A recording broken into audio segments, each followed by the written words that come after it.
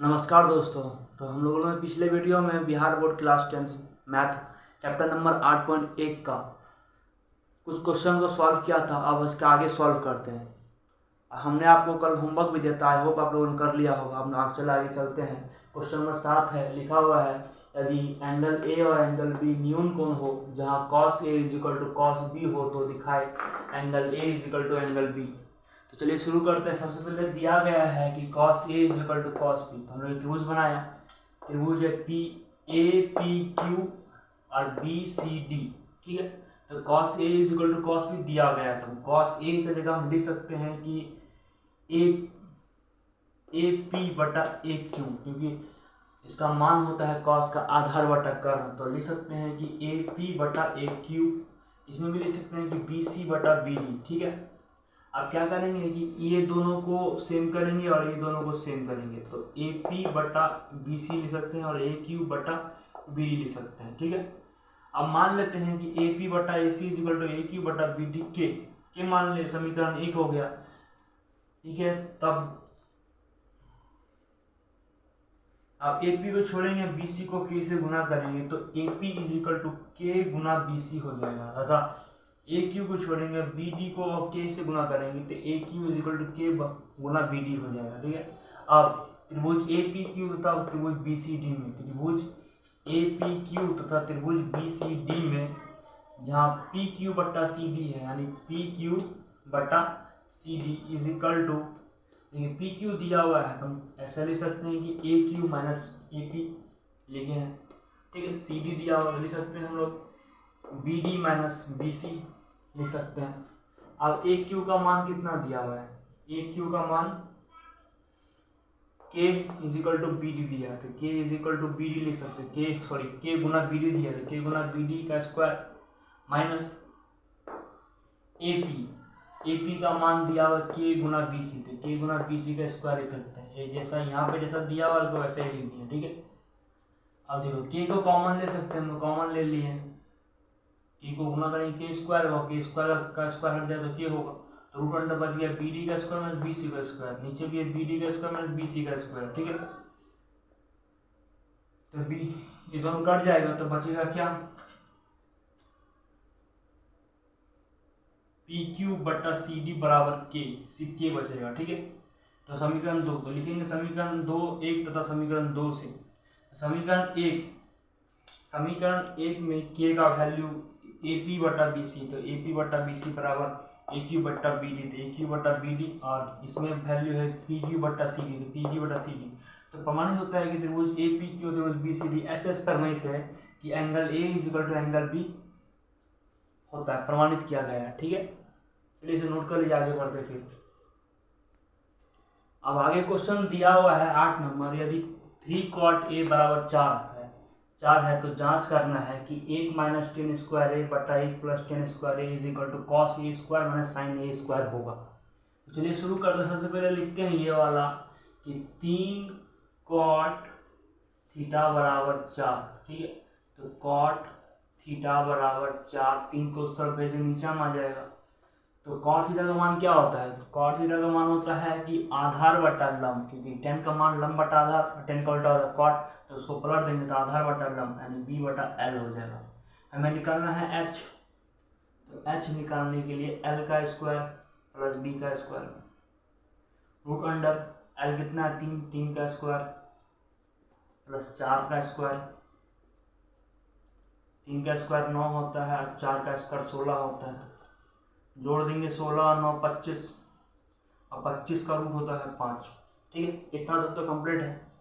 अब लिखेंगे हम लोग LHS लेफ्ट हैंड साइड कितना दिया है 1 माइनस, नीचे लिखते हैं इसको 1 - tan² a बटा 1 + tan² a, ठीक है। तो लिख सकते हैं 1 - tan का मान कितना होता है लंब बटा आधार, यानी इसको पलट देना है। लंब कहाँ है, लंब 3 आधार 4, तो 3 बटा 4 का स्क्वायर बटा 1 + 3 बटा 4 का स्क्वायर, ठीक है। तो एक का तो एक ही रह जाएगा, 3 का स्क्वायर होता है 9 और 4 का होता है 16। वैसे ही सेम करना है यहाँ पर, सिर्फ प्लस देना है 9/16। ठीक है।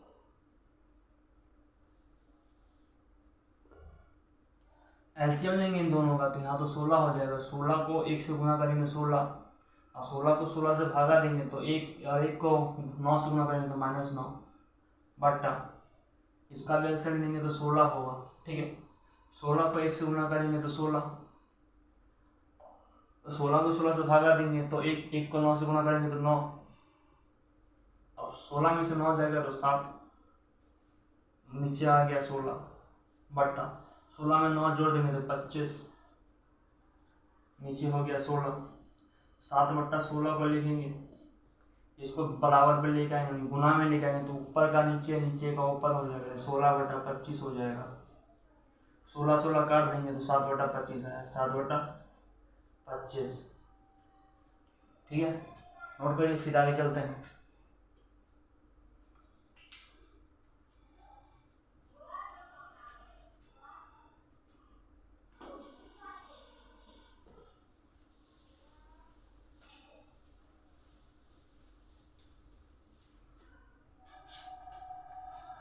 फिर लिखेंगे RHS, राइट हैंड साइड, कितना है, कॉस स्क्वायर ए माइनस साइन स्क्वायर ए।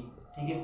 कॉस का मान कितना होता है, आधार बटा कर्ण, आधार बटा कर्ण, आधार कितना है 4, 4 बटा कर्ण कितना है 5, 5 का स्क्वायर। साइन का मान कितना हो, लंब बटा कर्ण, लंब कितना है 3, 3 का स्क्वायर, 3 बटा कर्ण कितना है 5, 5 स्क्वायर या स्क्वायर दे देंगे। ठीक है। 4 का स्क्वायर 16, 5 का स्क्वायर 25, 3 का स्क्वायर 9, 5 का स्क्वायर 25, दोनों का एलसीएम लेंगे तो 25 होगा। 25 को 25 से भागा देंगे तो 1, और 1 को 16 से गुना करेंगे तो 16, माइनस से माइनस देंगे, 25 को 25 से भागा देंगे तो 1, 1 को 9 से गुना करेंगे तो 9, अब 16 में से 9 जाएगा तो 7, नीचे है 25। तो प्रूफ हो गया है LHS = RHS प्रमाणित किया जाता है, प्रमाणित है। चलिए इसे नोट कर लीजिए, फिर आगे बढ़ते हैं। अब नेक्स्ट क्वेश्चन कहता है कि त्रिभुज ABC में जिसका कोण B समकोण है, यदि tan A = 1/√3 है तो निम्नलिखित का मान ज्ञात करना है। क्वेश्चन नंबर 1 का मान ज्ञात करना है, क्वेश्चन नंबर 2 का मान ज्ञात करना है। तो शुरू कर सबसे पहले ये, यदि tan A = 1/√3 है, यानी ये लंब बटा आधार है, मैं निकालना है कर्ण, तो कर्ण = L का स्क्वायर प्लस B का स्क्वायर। ठीक है। L है 1, तो 1 का स्क्वायर प्लस √3 का स्क्वायर, 1 का स्क्वायर 1 हो जाएगा, √3 का स्क्वायर फ्रेश 3 हो जाएगा, तो 4 आंसर होता है, 4 का रूट हो जाएगा 2, तो h हो जाएगा 2, h = 2। तो हम लोग एक त्रिभुज बना लिया ताकि सबको समझने में आसानी हो, जिसका B समकोण है, B समकोण है, और हमें आधार दिया था √3, लंब दिया था 1, और कर्व तो निकाल लिए 2। अब क्वेश्चन नंबर 1 कहता है कि साइन A, नीचे लिखते हैं, अच्छा होगा।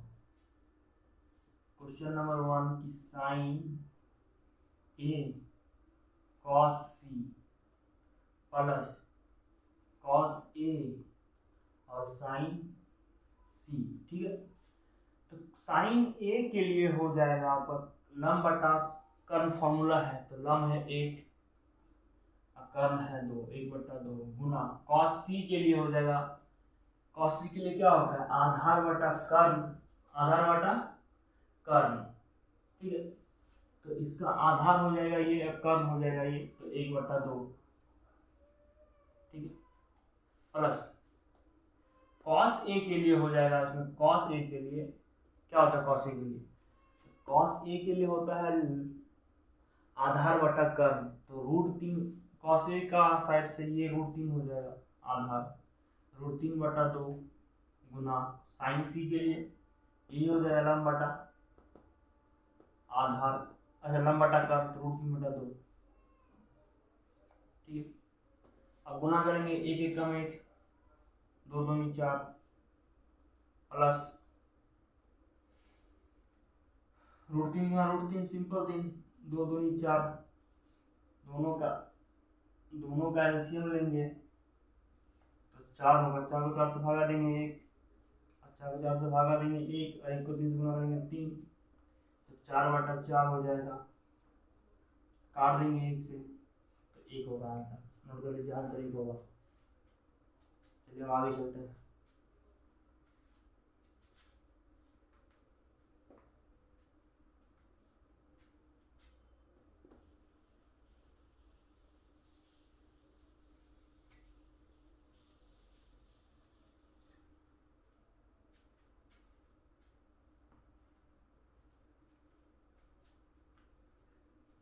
अब 2 नंबर बोलता है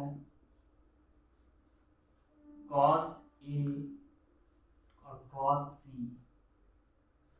माइनस sin A और sin C, तो आंसर होगा आपका cos A के लिए आंसर हो जाएगा, cos A के लिए आधार बटा लंब होता है, आधार बटा कर्म, या √3/2 गुना फिर cos C के लिए 1/2 माइनस sin A के लिए मान होता है 1/2, sin A के लिए 1/2, अब गुना sin C का मान होता है √3/2, sin C से देखेंगे, sin C से लंब बटा कर्म, तो लंब ये कर्म ये √3/2, अब गुना करेंगे √3 गुना √1 तो √3, 2 दूनी 4 माइनस √3 गुना 1 √3, 2 दूनी 4, एलसीएम में 4, 4 को 4 से भागा देंगे तो √3, फिर 4 को 4 से भागा देंगे तो आंसर आएगा 1, 1 को 3 से गुना करेंगे √3 से तो √3 होगा आंसर। यहाँ लिखते हैं √3 से √3 जाएगा 0/4, तो आंसर होगा 0। नोट करिए, फिर आगे चलते हैं।